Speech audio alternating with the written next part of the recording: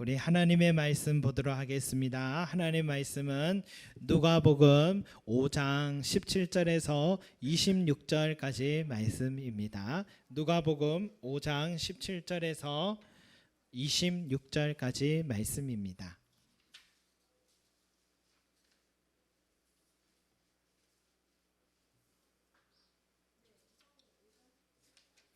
누가복음 5장 17절에서 26절까지 말씀입니다.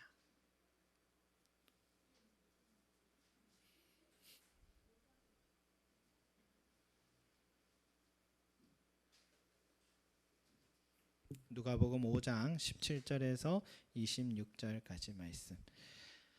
자, 우리 찾으신 줄 알고 제가 한 절, 여러분 한 절 서로 교독하도록 하겠습니다. 하루는 가르치실 때에 각 마을과 유대와 예루살렘에서 온 바리새인과 율법 교사들이 앉았는데 병을 고치는 능력이 예수와 함께 하더라.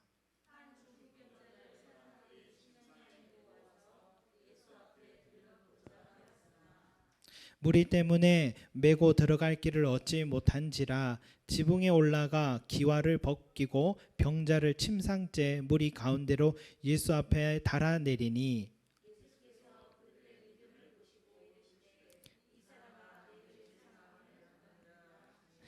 서기관과 바리새인들이 생각하여 이르되 이 신성 모독하는 자가 누구냐 오직 하나님 외에 누가 능히 죄를 사하겠느냐.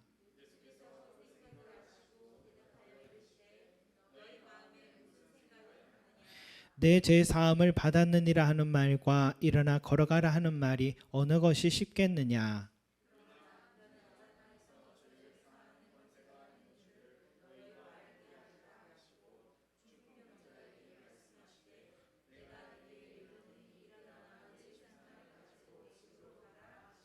그 사람이 그들 앞에서 곧 일어나 그 누웠던 것을 가지고 하나님께 영광을 돌리며 자기 집으로 돌아가니 모든 사람이 놀라 하나님께 영광을 돌리며 심히 두려워하여 이르되 오늘 우리가 놀라운 일을 보았다 하니라. 아멘. 여러분, 예수님께서 나병 환자, 문둥병자를 치유해 주셨습니다. 그리고 그 지역에서 중풍병자를 치유하신 사건이 오늘 말씀에서 나오고 있습니다. 이런 이야기죠. 4명의 친구들이 이 중풍병자를 낫게 하기 위해서 예수님께 이 들것에 실어서 데리고 왔습니다. 그리고 예수님은 어떤 집 안에 계셔서 그 문 입구부터 사람들이 너무 많아서 들어갈 수가 없으니까 이스라엘 집이 지붕으로 올라가는 계단이 있나 봐요. 그래서 그 지붕으로 올라가서 그 지붕에서 예수님이 계실 만한 그 장소에 구멍을 뚫어서 지붕 기와를 다 벗겨내서 그 구멍 속에다가 이 들것에 실려 있는 중풍 환자를 이 기퉁에 줄을 묶어서 내렸겠죠. 달아내렸겠죠. 이렇게 달아내리는 이 과정을 예수님께서 보시고 그 친구들의 믿음을 보시고 예수님은 그의 병을 낫게 해 주신 사건이 여기에 있습니다. 오늘 이 말씀 속에서 몇 가지 일련의 과정들 속에 몇 가지 우리가 배워야 할 부분들이 있겠다 하는 생각이 들어 오늘 한 주 또 다음 주 이렇게 2주 동안 이 본문을 살펴보고자 합니다. 먼저는 이 17절을 시작하면서요, 이 중풍 환자를 낫게 한 예수님의 능력을 향해 예수님이 낫게 하셨다라고 성경에 표현하지 않고 어떻게 표현하고 있습니까? 병을 고치는 주의 능력이 예수와 함께 하더라라고 말씀하고 있습니다. 왜 누가가 이렇게 표현을 했을까? 왜 병을 고치는 주의 능력이 예수와 함께 하더라?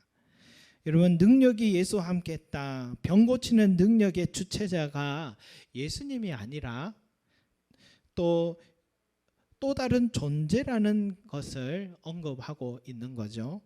그 능력의 주체자는 누구인가? 우리가 또 알고 있겠지만 우리가 말씀을 통해서 한번 확인한다면 누가복음 4장 18절인가요? 누가복음 4장 18절에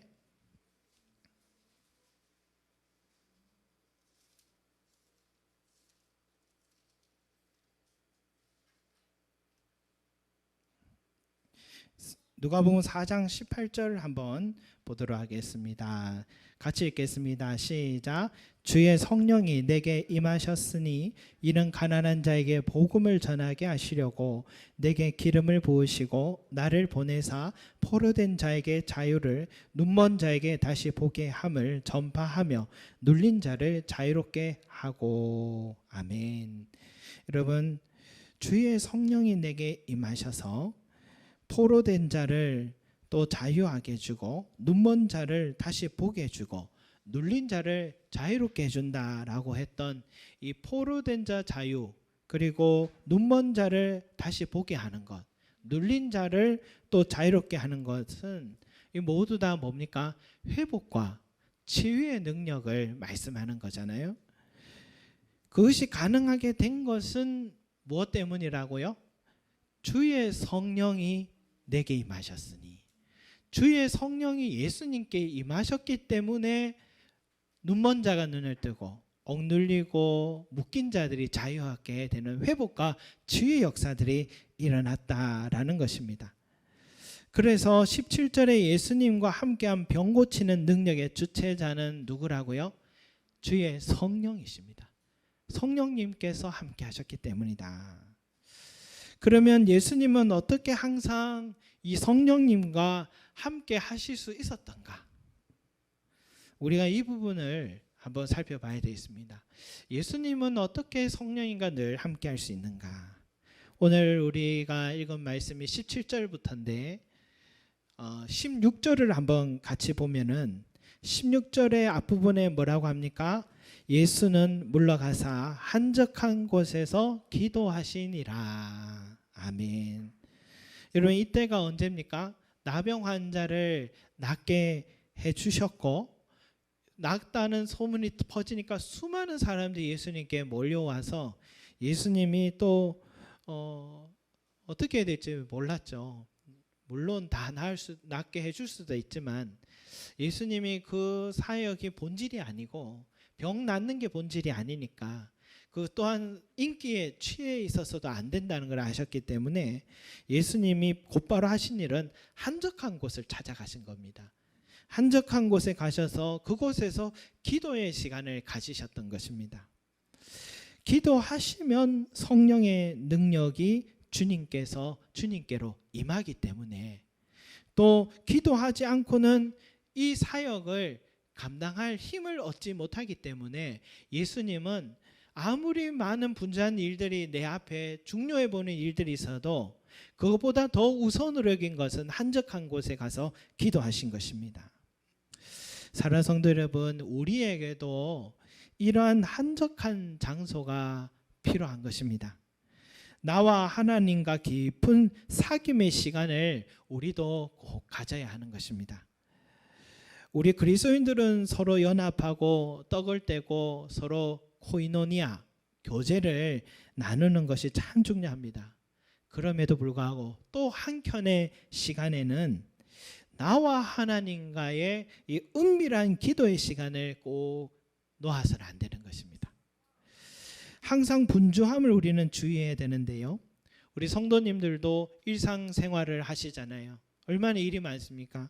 그리고 또 교회 와서 봉사의 시간, 또 행사들을 치르고 하잖아요.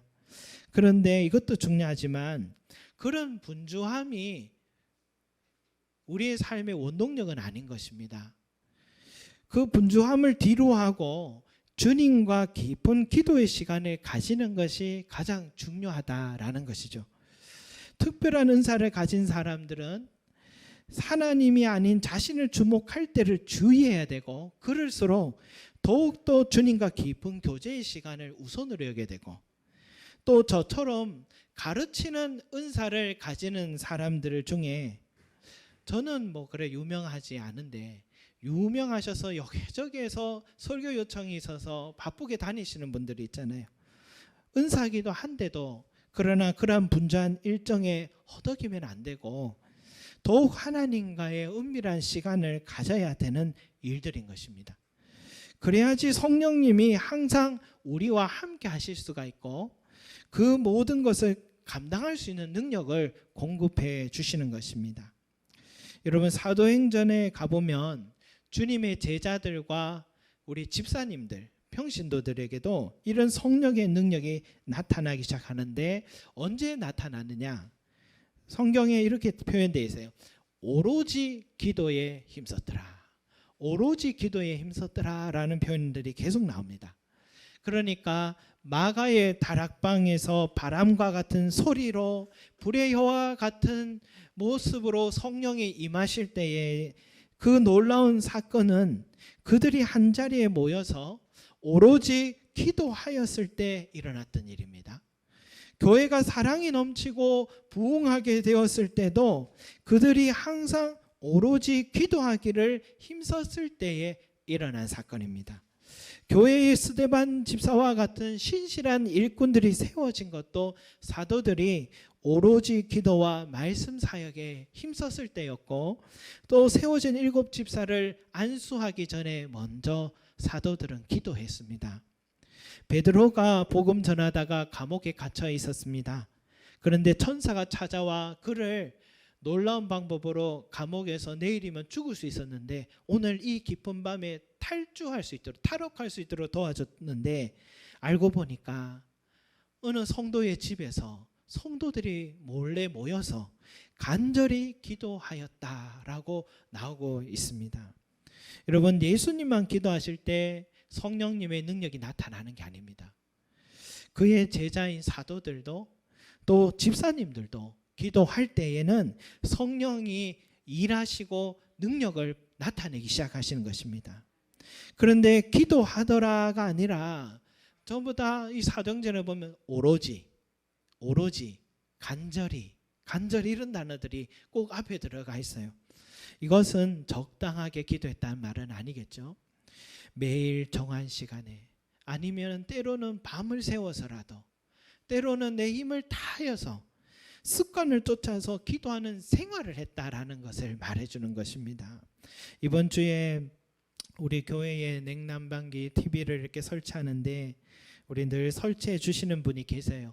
그래서 저도 이렇게 잠시 이렇게 설치해 주시는데 나머지는 뭐 배려해 주셔서 많이 해 주시길래 저도 무엇인가 작업을 해야겠다 해서 이 배선 작업은 제가 하겠다.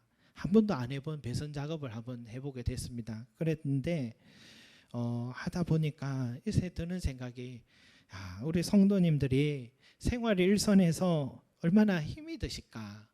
이분이 일하시는 모습을 보면서 그런 생각이 더 들었습니다.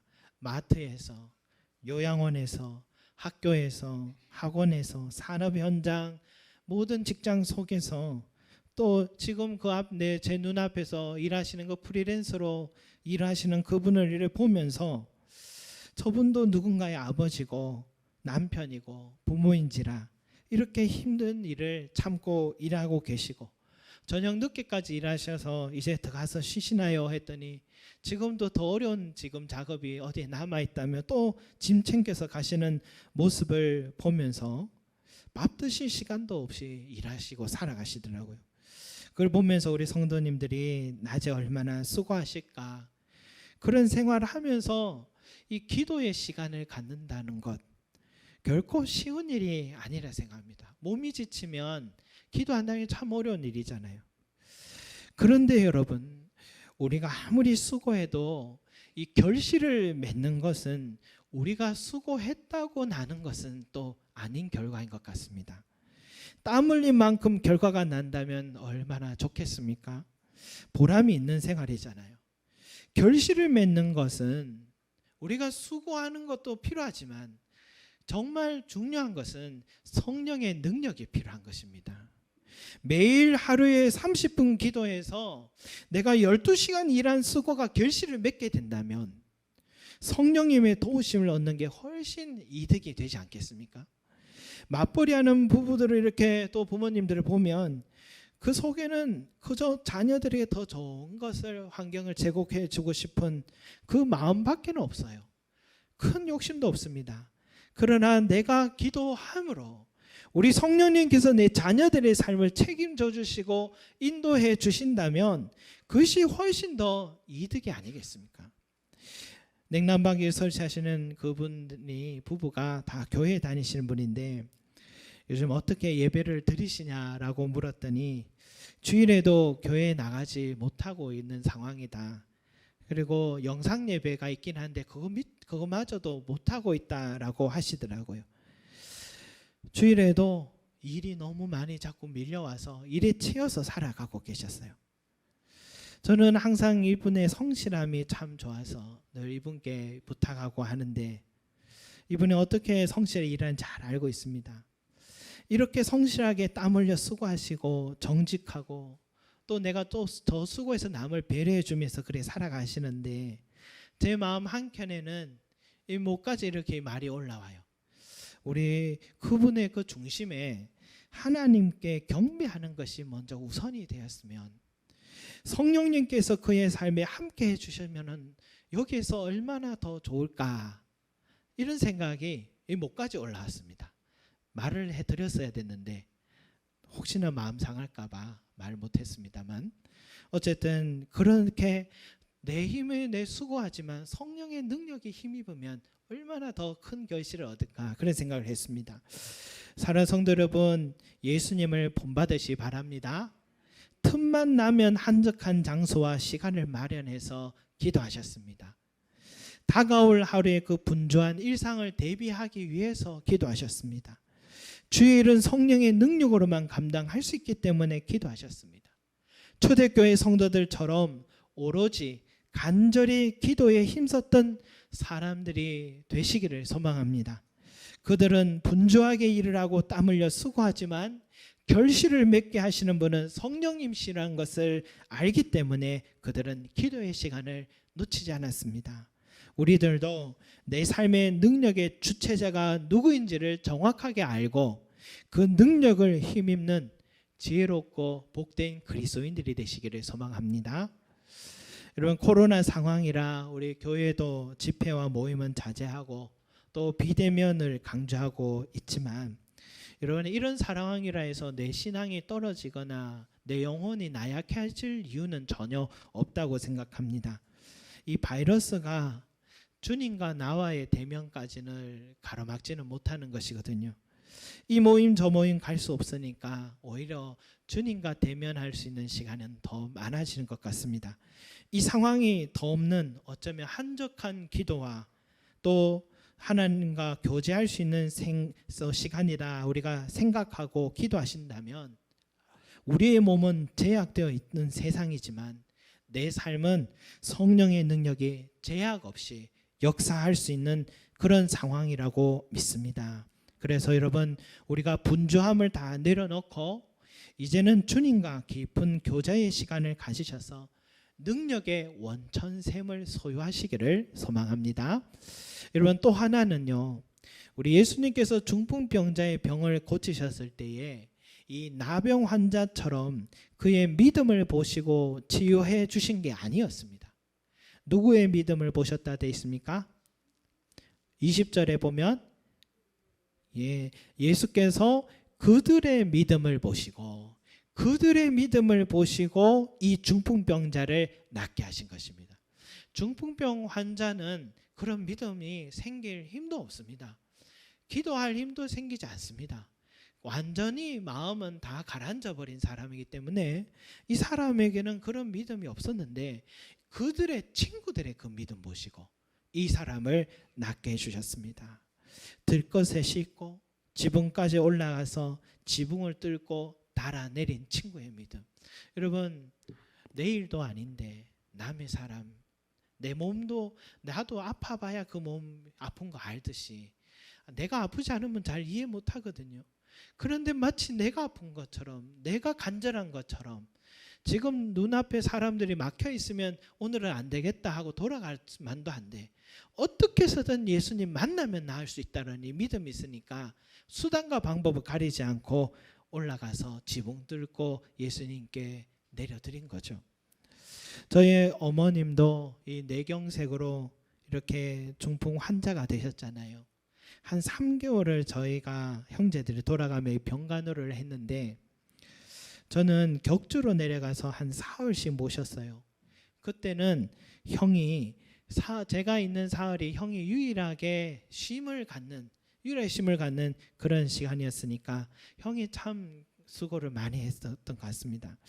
그 전에 몰랐는데 공원을 걷다 보면은 손을 오므린 채 다리를 절면서 한 걸음씩 겨우 걷는 분들을 보게 되면 우리 어머님도 저분들만큼이라도 회복되면 얼마나 좋을까라고 이제는 그런 생각도 들더라고요.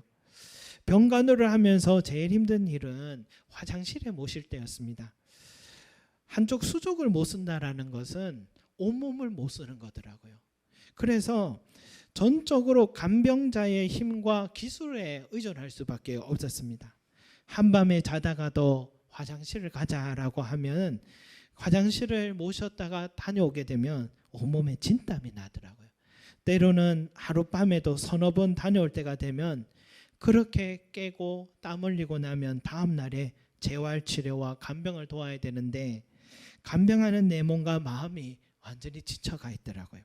그렇게 형제들이 돌아가며 3개월을 이렇게 간병을 해봤는데 지금은 요양병원에 위탁해서 치료와 간병을 받고 계시지만 이 중풍병 환자를 옆에서 돌본다라는 것은 결코 쉬운 일이 아니라는 것을 우리는 압니다. 오늘 예수님께 달려온 이 4사람은 긴급 환자를 병원까지 수송하는 구급대원은 아닙니다. 또 그럴 것 같으면 의원에게 찾아갔겠죠. 또 가족은 아닙니다. 가족이란 말이 없습니다. 그들이 누구인지 나오지 않지만 가족도 하지 못하는 그 정성과 사랑으로 이 사람을 마치 내가 아픈 것처럼 간병하고 그를 주님께로 데려오고자 하는 그 공감과 이해하는 마음과 사랑하는 마음이 그들에게 있었던 거죠. 피 한 방울도 섞이지 않은 그 형제지만 가족보다 더 사랑할 수 있다는 것을 주님께서 그들의 그 중심을 먼저 보신 것입니다. 그리고 예수님께 수단과 방법을 또 가리지 않고 데려왔다라는 것, 그것은 예수님에 대한 믿음이 있었던 거죠. 예수님은 이 사람을 낫게 할 수 있는 유일한 분이시다라는 믿음과 확신을 보시고 주님은 중풍병 환자를 낫게 해 주신 것입니다. 여러분, 형제를 사랑하는 마음과 그의 마음을 이해하고 그의 어려움과 아픔을 마치 나의 것처럼 이해하려고 노력하는 마음, 이 마음이 있고 또 그를 주님께로 데려가려고 하는 마음이 있으면 기적이 일어날 줄 믿습니다. 이것은 우리에게 중요한 단서를 알려주고 있습니다. 내가 누군가의 형편을 이해하고 공감하고 그의 이름과 그의 사정을 주님께 올려드리면서 기도한다는 것은 가능한 일인가? 그 대답이 오늘 20절에 나오고 있어요. 그들의 믿음을 보시고 낫게 하셨다는 것, 가능하다는 것입니다. 예수님은 내 삶의 문제를 위해 기도하실 때 내 믿음 보시지만 내가 내 형제의 삶을 위해서, 우리 성도들의 삶을 위해서, 형제 서로를 위해서 우리가 기도할 때도 내 믿음 보시고 역사하신다는 것을 우리가 이 말씀을 통해서 우리가 확신 가질 수 있습니다. 그러고 보니까 백부장의 하인이 낳은 것도 하인의 믿음이 아니라 백부장의 믿음 보시고 낳았고, 수로보니게 여인의 딸, 귀신 들린 딸을 낳게 하신 것도 그 어머니의 믿음을 보시고 딸이 깨끗이 낳았던 것처럼, 여러분, 우리는 내가 사랑하는 가족과 내가 섬기는 교회의 형제 자매와 내 이웃들, 내 친구를 위해서, 그들은 어려워서 기도할 힘이 없다 하더라도 내가 기도하면, 내 믿음이 있다면 내 믿음 보시고 우리 주님께서 그들을 도와주신다는 사실을 잊지 마시기 바랍니다. 그러니까 내가 남을 위한 기도, 즉 중보 기도가 얼마나 능력이 있는지, 얼마나 가능한 일인지를 우리가 깨닫게 되는 것입니다. 갑자기 어떤 예전에 함께 사역했던 교회 사모님이 또 저희 사모에게 전화가 왔습니다. 어려운 시기에 잘 지내고 있냐니까 또 서로 안부를 묻고 그랬어요. 그러면서 하시는 말씀이, 우리를 위해 기도하고 있었다라고 그 말씀을 그렇게 해주셨습니다. 여러분, 내가 지금도 은혜 안에 있는 것은 내 믿음의 기도 때문에도 살아가는 것이기도 하지만 다른 사람의 믿음의 기도로 인해서 그들의 기도가 내게 은혜로 찾아오고 있다는 것도 우리가 잊어서는 안 되겠습니다.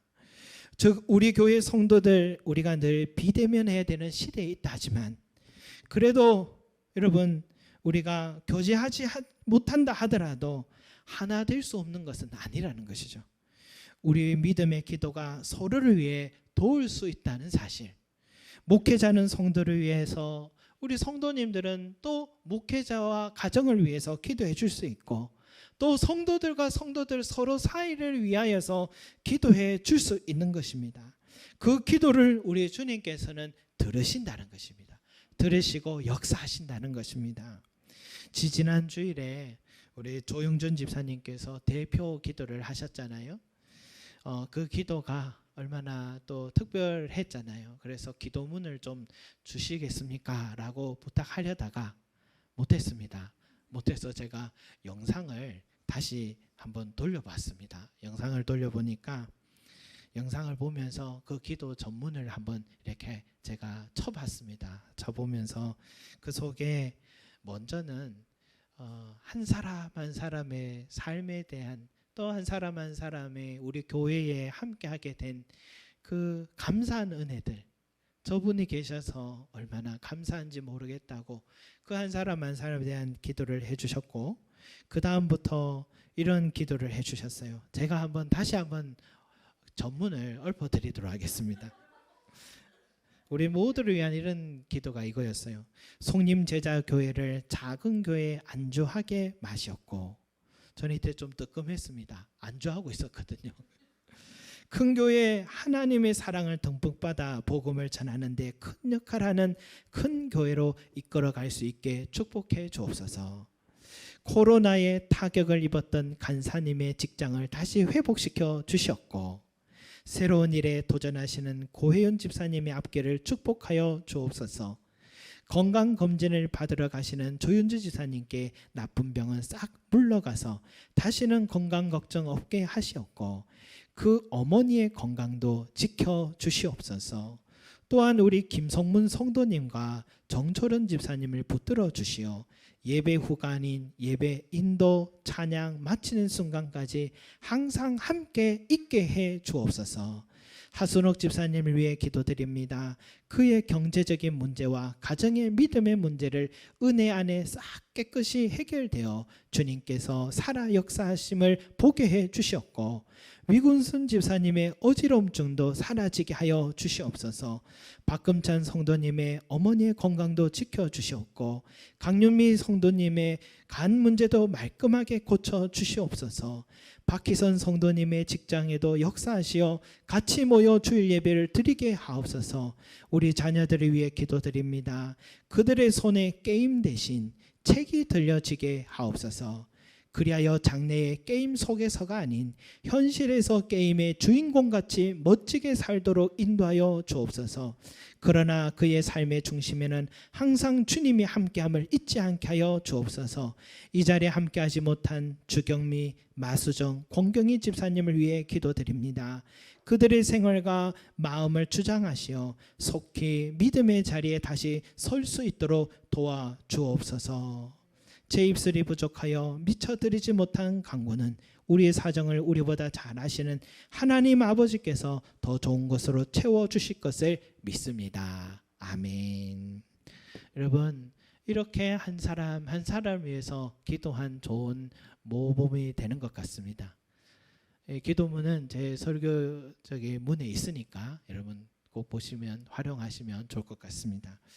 저는 이걸 보면서요, 또 그 기도가 있었던 주간에 우리 또 남자 집사님들이 있는 카톡방에 우리 간사님이 아까 전에 간사님 위해서 기도하셨잖아요. 그래서 간사님이 집사님 기도해 주신 덕분에 강의가 계속 많이 생기고 있습니다. 이런 서로의 감사한 마음을 나누고, 또 우리 하순우 집사님의 경제적인 문제를 위해서 기도하셨잖아요. 어제 하 집사님에게 또 좋은 소식이 또 들려지면서 이 은혜가 계속해서 하나님께 상달되고 은혜가 이루어지는 과정을 우리가 보게 됩니다. 여러분, 우리는 항상 기도의 삶을 살아야 될 줄 믿습니다. 기도하면 성령님께서 내 삶에 놀라운 일들을 보여주십니다.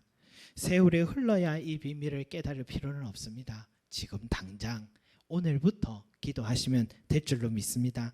그리고 그들의 믿음 보시고 낫게 하신 것처럼 내 형제 자매의 삶의 형편을 아시고 공감하고 사랑하는 마음으로 기도드리는 저와 여러분들이 되시기 바랍니다.